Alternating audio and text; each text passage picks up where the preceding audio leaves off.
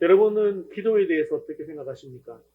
어떤 사람은 기도는 그냥 할 뿐이고 기도하다 보면 뭐 우연히 이 기도대로 되어진 것이 아닌가 이렇게 생각하는 경우도 있습니다. 하지만 예수님께서는 우리에게 구하라, 두드리라, 찾으라 말씀하시면서 구하면 얻고 찾으면 찾고 두드리면 열릴 것이다 라고 분명하게 말씀하셨습니다. 템플이라는 목사님이 캠브리지 대학교로부터 설교 부탁을 받아 설교를 하게 되었습니다. 그는 석학들이 모인 그곳에서 어떤 말씀을 전할까라고 고민을 하다가 기도를 응답하시는 하나님이라는 제목으로 말씀을 전하게 되었습니다. 그런데 설교 도중에 한 청년이 큰 소리로 따져 물었습니다. 목사님, 지금이 어느 때인데 기도가 응답된다고 말씀하십니까? 기도가 응답된다는 것은 우연 아닙니까? 어쩌다 보니 그렇게 되는 것입니다. 그러니까 우연의 일치다라는 말도 있지 않습니까? 그러니 기도는 응답되는 것이 아니라 우연히 되는 것입니다. 이렇게 얘기했습니다.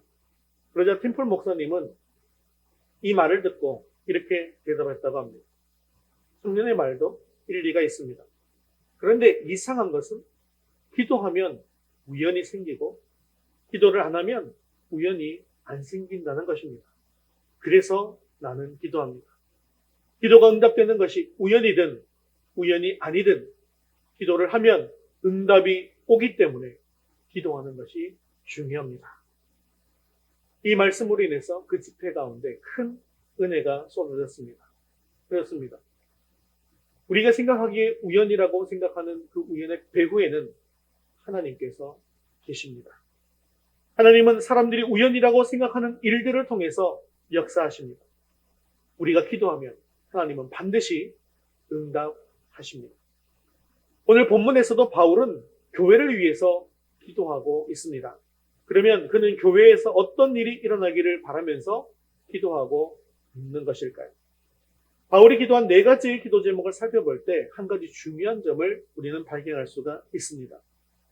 그것은 바로 기도는 하나님을 바꾸는 것이 아니라 나를 바꾸어 나가는 과정이라고 하는 것입니다. 다시 말하면 기도할 때 상황이 바뀌거나 하나님의 생각이 바뀌는 것이 아니라는 것이죠. 기도하면서 내가 변화되고 내 마음이 새롭게 되어진다는 것입니다. 그런데 우리가 기도하면서 하나님의 생각을 바꿔달라고 기도하고 하나님 앞에 강요한 것이 얼마나 많았는지를 돌아보게 됩니다. 우리가 그렇게 부르짖다 하더라도 하나님은 생각을 바꾸시지 않습니다. 그렇기 때문에 계속해서 기도하다 보면요, 하나님께서 생각을 바꾸시는 것이 아니라 기도하면서 하나님의 뜻을 알게 됩니다. 그리고 하나님의 뜻대로 결단하게 됩니다. 이것이 바로 기도입니다. 내 생각을 하나님의 계획에 맞추는 것, 이것이 기도라는 것이죠. 오늘 우리도 바울의 기도를 살펴보면서 하나님의 뜻대로 우리 삶이 세워짐으로 말미암아 이 치열한 영적 전쟁에서 승리하는 저와 여러분 될 수 있기를 주님의 이름으로 축원합니다. 우리 첫 번째 같이 읽겠습니다. 속 사람을 능력으로 강건하게 하옵소서. 자막 에베소서 3장 16절 말씀 같이 읽겠습니다. 그의 영광의 풍성함을 따라 그의 성령으로 말미암아 너희 속 사람을 능력으로 강건하게 하시오며. 아멘. 오늘 본문에 그의 영광의 풍성함을 따라라고 말씀하고 있습니다. 바울은 이미 에베소서 1장 7절에서 그의 은혜의 풍성함을 따라라고 했고 2장 7절에서는 그 은혜의 지극히 풍성함에 대해서 말씀했습니다. 이것은 바울이 하나님의 은혜가 풍성하다라는 사실을 알고 있다는 것을 이야기하는 것이죠. 그리고 그 하나님의 은혜의 풍성함을 아는 것으로만 그치지 않았다는 것을 말합니다. 지금까지 하나님의 은혜가 그에게 풍성하게 임했음에도 불구하고 계속해서 하나님의 은혜를 경험하게 해달라고 기도하고 또한 속 사람을 능력으로 강건하게 해달라고 기도하는 것입니다. 그런데 사실은요, 우리가 속 사람보다는 겉사람에게 관심이 많은 것이 사실입니다. 겉사람이라고 하는 것은 아담의 혈통을 이어받아 타락하고 부패한 우리의 몸, 육신을 이야기하는 것이죠. 이 요즘 사람들은 건강에 관심이 많습니다. 그러다 보니까 건강에 관련된 것, 몸의 건강을 위해서라면 무엇이든지 닥치는 대로 다 먹죠. 그래서 세계에서 생태 교량종들이라는 것이 많지 않습니까? 우리나라에도 뭐 뉴트리아라고 해서 아주 큰 쥐 이런 것이 퍼지게 되어서 이게 생태 교란하지 않을까 걱정이 많았었는데요. 우리나라에는 뉴트리아가 그렇게 크게 흥행하지 못했다고 합니다. 왠지 알아보니까 뉴트리아의 그 웅담, 쓸개가 곰의 웅담처럼 그렇게 효과가 좋다 이래가지고 그걸 다 잡아먹었답니다. 그래서 우리나라에는 뉴트리아가 이렇게 힘을 쓰지 못한다고 하네요. 그런데 가만히 생각해 보면 지금 현대 사는 사람들이 몸이 건강하지 못해서 문제입니까? 아니죠. 너무 건강해서 문제입니다. 사실 타락, 방종이라고 하는 것은요, 몸이 너무 건강하기 때문에 일어나는 문제들입니다. 하지만 정작 중요한 것을 우리는 잊고 살고 있습니다. 겉사람이 중요한 것이 아니라 속사람이 중요한 것을 잊고 있더라는 것이죠. 중요한 것은 외면의 변화가 아니라 내면적인 변화라는 것을 알아야 합니다. 하지만 이러한 내면의 변화는 인간의 노력으로 되는 것이 아니라 오직 성령의 역사로만 가능하다는 것이죠. 그래서 오늘 바울은 그 영광의 풍성함을 따라 그의 성령으로 말미암아 너희 속사람을 능력으로 강건하게 하시오며 라고 기도했던 것입니다. 오늘날 많은 그리스도인들이 직면하는 속사람의 문제는 바로 영적인 무기력함입니다. 영적으로 무기력한 사람은 세상을 이길 수도 없고 세상의 유혹을 이길 힘도 없고 세상을 하나님의 말씀을 따라 살아갈 능력도 없는 사람입니다. 그러다 보니 신앙생활 하다가 쉽게 상처받고 쉽게 포기하고 무너지게 됩니다. 그리고 결국 마귀의 공격에 무너져버리는 나약한 그리스도인이 되고 말더라는 것이죠. 많은 사람들이 이 속사람이 병에 걸려 꼼짝도 하지 못할 뿐만 아니라 영적으로도 너무나도 불쌍한 삶을 살아가고 있습니다. 그렇기 때문에 우리는 기도할 때 성령의 능력으로 우리 영혼의 속사람을 변화시켜달라고 기도해야 한다는 것입니다. 내가 영적으로 성장하기를 갈망하고 하나님께 나아가 강한 그리스도인이 되게 해달라고 기도하셔야 한다는 것입니다.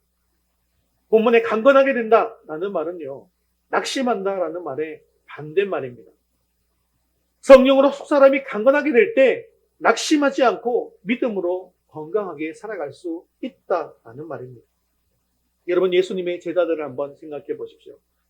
그들은 고난 앞에 아주 무기력한 사람들이었습니다. 십자가 앞에서 쉽게 포기하고 굴복했던 연약한 사람들이었습니다. 그런데 그 사람들 앞에 성령께서 임하시게 되니까 어떻게 변하게 되었습니까? 그들은 강한 용사가 되었습니다. 그들이 이 강한 용사가 될 수 있었던 것은 성령의 충만함으로 인해서 속사람이 강건해졌기 때문입니다. 그래서 그들은 두려움이 없이 예수 그리스도의 부활을 담대하게 증거했고 담대하게 십자가의 길을 걸어갔고 순교자의 삶을 살아갈 수 있었던 것입니다.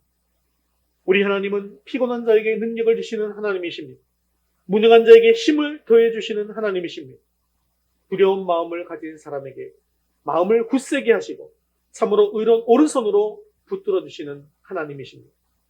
바울은 가장 먼저 교회가 이런 하나님의 은혜를 경험할 수 있도록 해달라고 기도하고 있는 것입니다. 지금 우리들의 속사람도 강건할 수 있게 되어지기를 주님의 이름으로 축원합니다. 사도 바울은 고린도후서 4장 16절에 이렇게 말씀하고 있습니다. 같이 읽겠습니다. 그러므로 우리가 낙심하지 아니하노니 우리의 겉사람은 낡아지나 우리의 속사람은 날로 새로워지도다. 아멘. 사랑하는 성도 여러분, 성령의 능력으로 날마다 새 힘을 경험하시는 저와 여러분 될 수 있기를 주님의 이름으로 축원합니다. 그래서 언제나 낙심하지 않고 강하게 일어나서 믿음의 길을 힘있게 걸어가시는 저와 여러분 되시기를 주님의 이름으로 축원합니다. 두 번째 기도 제목 같이 읽겠습니다. 그리스도께서 우리 마음에 계시게 하옵소서.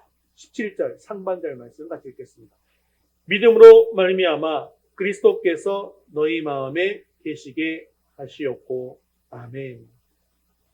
사실 우리는 이전에 예수님을 믿음으로 말미암아서 우리 마음속에는 예수님께서 이미 들어와 계십니다.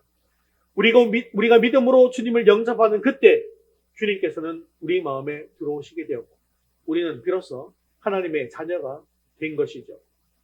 그런데 오늘 이 기도문은 에베소 교회를 위한 기도문이죠. 그렇기 때문에 이 기도문은 아직까지도 예수님을 영접하지 않는 많은 불신자들을 위한 그런 기도가 아닙니다. 이것은 이미 예수님을 주님으로 고백하고 영접한 에베소 교인들을 위한 기도입니다. 그러므로 여기서 믿음으로 말미암아 그리스도께서 너희 마음에 계시게 해달라라는 것은 이제 예수님을 믿고 영접하게 해달라는 그런 의미가 아니라는 것이죠. 그렇다고 한다면 이것은 과연 무슨 의미일까요? 그리스도께서 우리 마음에 계시다라는 것의 헬라어는요. 계시다, 거주하다, 카토이케오라는 헬라어 말입니다. 즉 정착하여 거주하다라는 뜻입니다. 이것은 나그네로서 일시적으로 거하다가 떠난다라는 의미인 파로이케오와는 달리 한 장소에 계속해서 거주하는 의미입니다. 우리가 예수님을 처음 믿고 영접할 때 우리는 주님을 마음의 구주로 영접했습니다. 그리고 그때 그리스도께서 우리 마음 안에 거하시게 되셨습니다.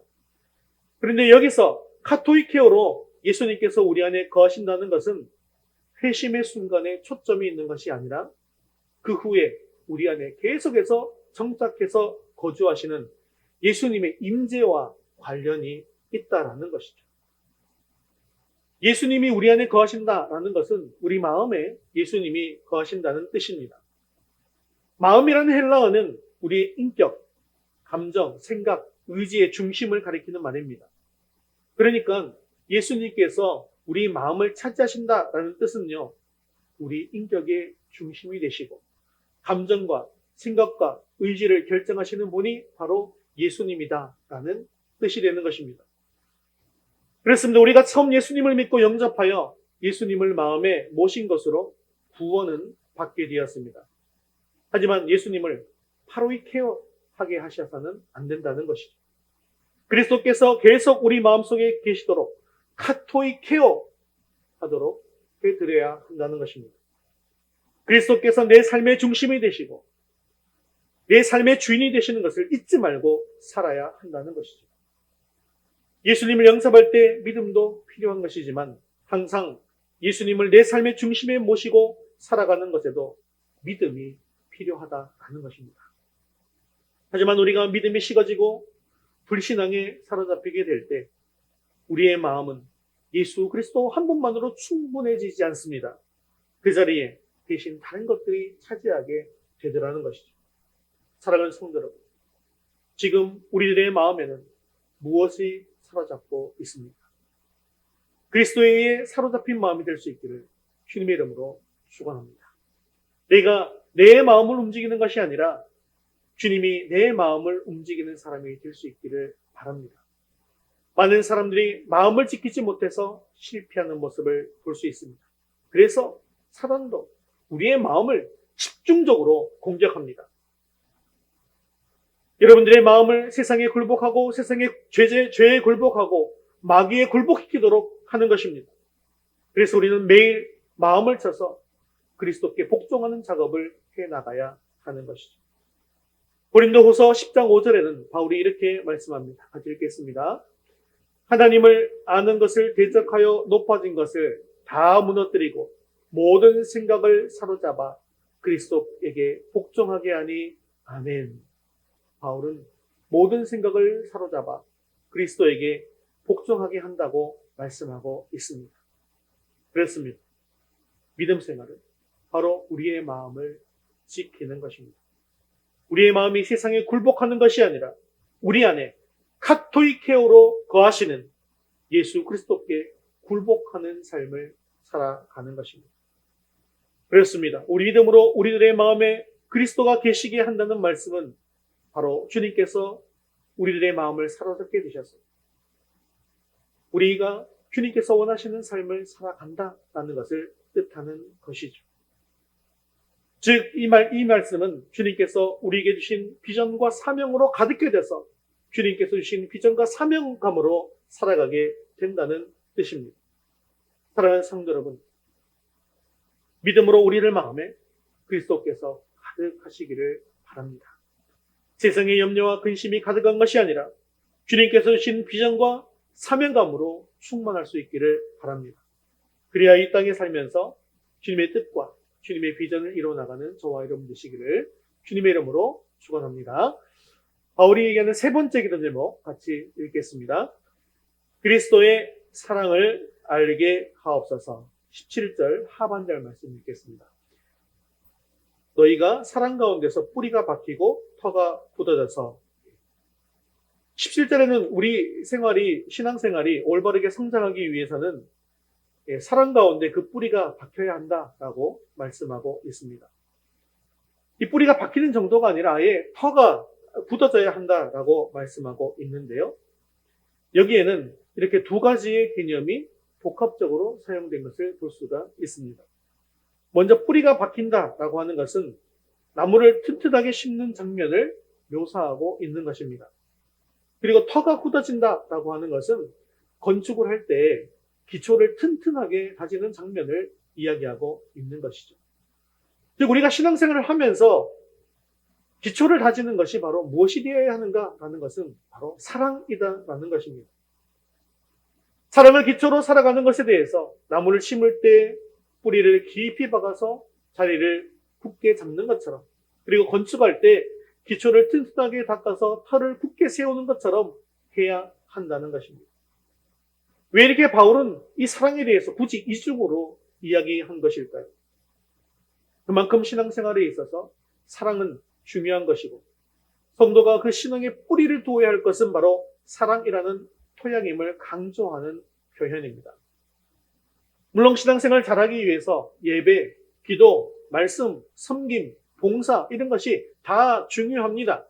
바울이 이것을 모르기 때문에 사랑을 강조하는 것이 아닙니다. 그런데 생각해 보십시오. 갓 태어난 아기가 필요한 것, 성장하기 위해서 필요한 것은 많지 않습니까? 단백질도 필요하고 탄수화물도 필요하고 지방도 필요하고 무기질도 필요하고 비타민도 필요한 것입니다. 그렇다고 해서 아기에게 필요한 이 모든 영양소들을 다 따로따로 먹입니까? 아닙니다.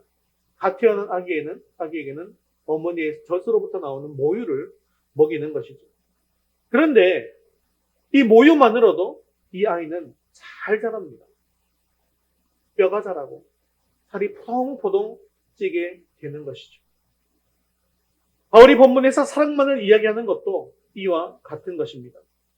우리가 주님의 사랑을 듬뿍 받고 그 사랑에 의해 동기부여를 받게 된다면 믿음이 잘 자랄 뿐만 아니라 주님께서 무슨 일을 맡기시든지 신나게 잘할 수 있다라는 것을 말씀하고 있는 것이죠.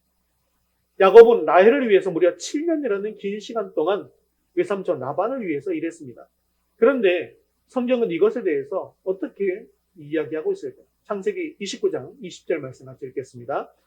야곱이 라헬을 위하여 7년 동안 라반을 섬겼으나 그를 사랑하는 까닭에 7년을 며칠같이 여겼더라. 그렇습니다. 사람은 이렇게 사랑의 동기가 될 때에 힘있게 일하게 되는 것입니다. 사랑을 위해서 일하면 희생도 즐겁고 무엇을 하든지 행복하게 되더라는 것이죠. 그렇기 때문에 먼저 사랑을 듬뿍 받은 사람은 그 사랑이 고맙고 감격스럽고 그 사람에 감동되어서 반드시 자신도 남에게 사랑을 베푸는 삶을 살게 된다는 것이죠. 이처럼 우리가 하나님으로부터 넘치는 사랑을 받은 것을 뼈저리게 느끼고 알게 되어질 때에 겸손하고 기쁜 마음으로 희생적인 삶을 살게 되는 것입니다. 하지만 아무리 신앙생활을 오래 했다 할지라도 이 사랑의 기초를 잃어버리게 되어지면 어떻게 될까요?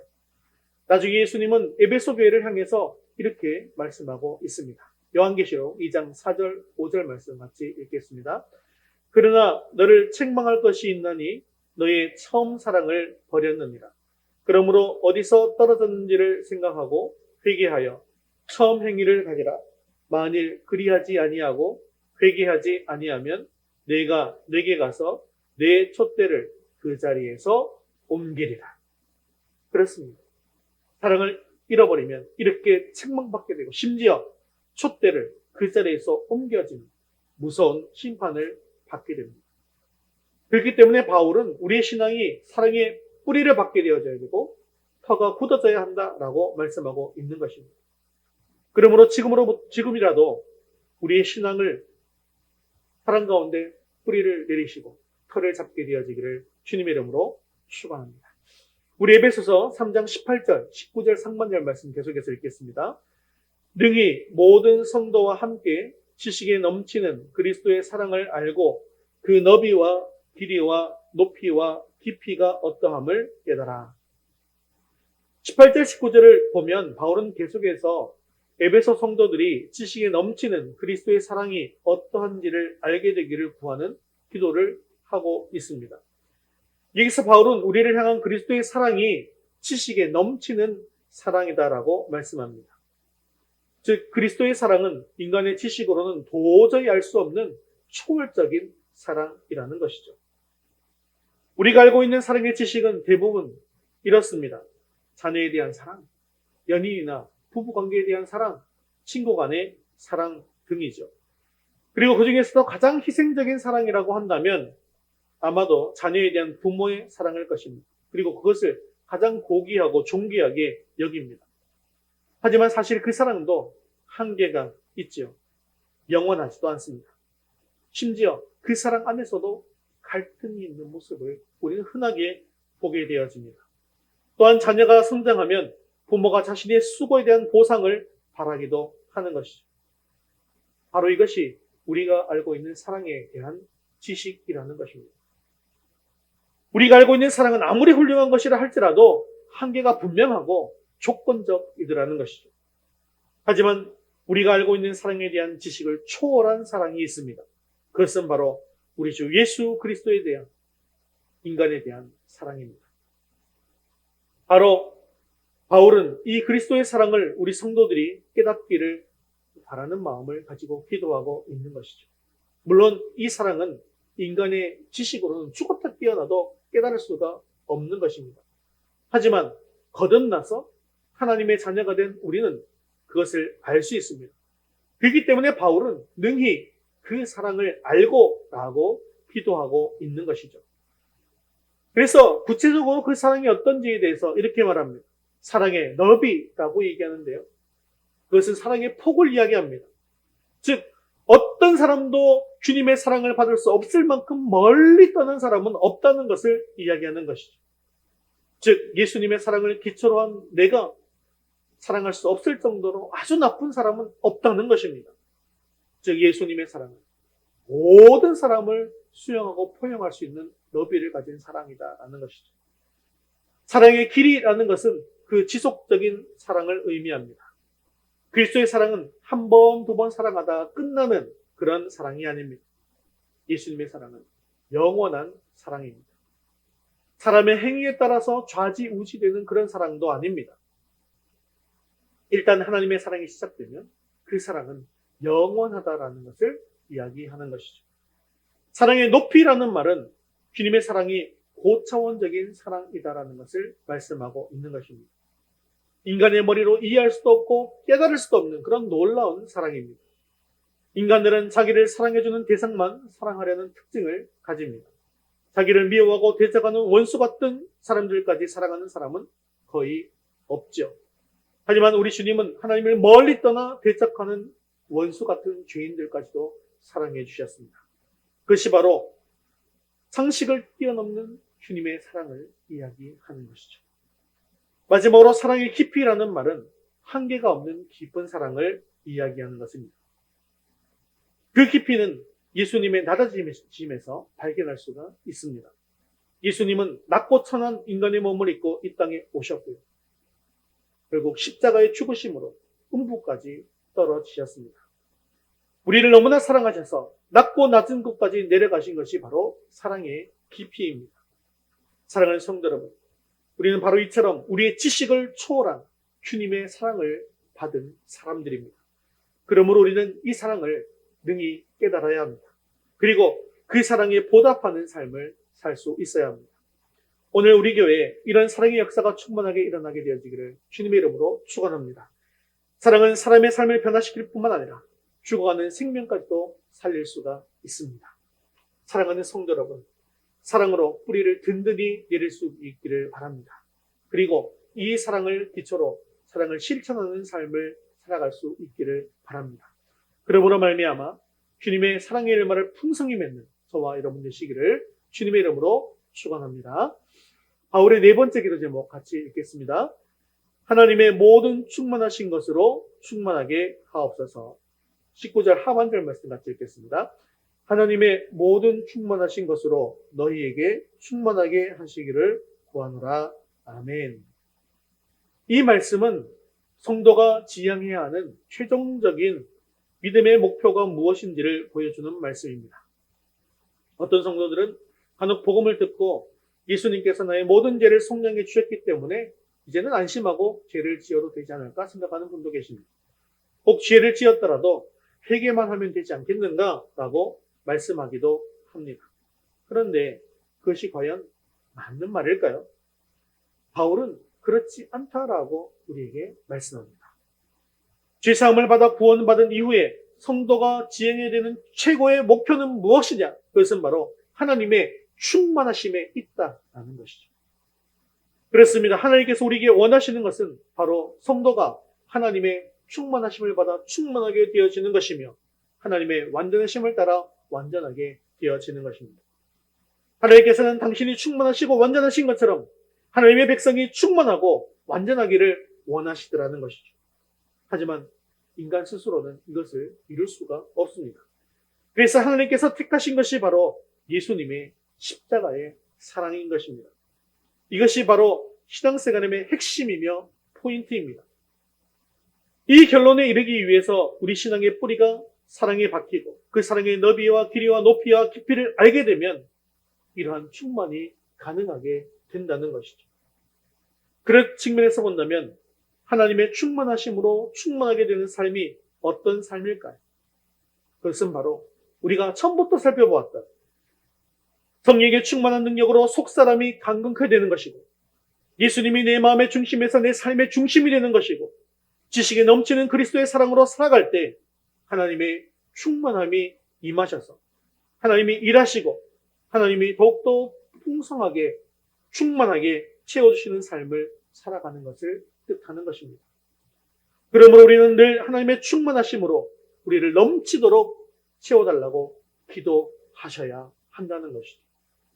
또한 하나님의 교회도 하나님의 임재하심을 통해 하나님의 충만함을 받아야 합니다. 그때 교회는 세상에서 하나님의 크신 능력을 드러내게 되고 세상을 변화시킬 수 있게 되어지는 것입니다. 하나님의 충만함이 세상에 흘러넘쳐서 세상에 하나님의 사랑을 보여주게 되면 세상을 주님 품으로 돌아올 수 있도록 할 수 있습니다. 세상은 교회를 통해서 하나님을 만나게 될 것이고 하나님께로 돌아올 수 있습니다. 하지만 교회가 하나님의 충만으로 충만한 것이 아니라 인간의 생각으로 또한 인간적인 것으로 충만하게 될 때 교회는 결코 세상을 변화시킬 수 없습니다. 사랑하는 성도 여러분, 우리 교회가 하나님의 충만함으로 가득하게 됨으로 말미암아 누구든지 우리 교회 안에 있으면 하나님의 임재를 충만하게 누릴 수 있게 되어지기를 주님의 이름으로 축원합니다. 또한 모든 성도들이 하나님의 모든 충만하신 것으로 충만하시기를 주님의 이름으로 축원합니다. 그래서 우리 위더스 교회가 이 마지막에 하나님의 군사로 귀하게 쓰임받게 되기를 주님의 이름으로 축원합니다. 말씀을 맺겠습니다. 바울은 이 기도를 통해서 우리는 오늘 하나님께서 원하시는 교회의 모습이 무엇인지를 보여주게 되었습니다.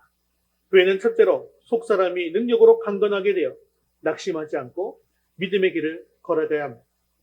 두 번째로 교회는 우리 안에 거하시는 그리스도께 사로잡혀서 주님께서 주신 비전과 사명감으로 충만해야 합니다. 셋째로 교회는 사랑을 기초로 튼튼히 세워서 사랑을 실천하고 주님의 사랑을 경험할 수 있는 곳이 되어야 합니다. 넷째로 교회는 하나님이 충만하신 것으로 충만하게 되어서 썩어진 세상에서 그리스도의 향기를 드러내는 곳이 되어야 한다는 것이죠. 바울이 기도한 이 네 가지 기도 제목은 오늘 우리가 교회를 위해서 기도하는 기도 제목이 되어야 합니다. 또한 교회에 속한 우리들이 이 기도 제목으로 말미암아 하나님께서 원하시는 모습으로 세워져야 할 줄로 믿습니다. 우리 교회에 이 네 가지 기도 제목이 충만하게 이루어져서 하나님께서 원하시는 교회의 온전한 모습이 드러날 수 있게 되어지기를 주님의 이름으로 축원합니다. 그래야 해서 이 마지막 때 하나님의 군사로서 마귀의 싸움에서 능히 싸워 승리할 수 있는 저와 여러분 되시기를 주님의 이름으로 축원합니다.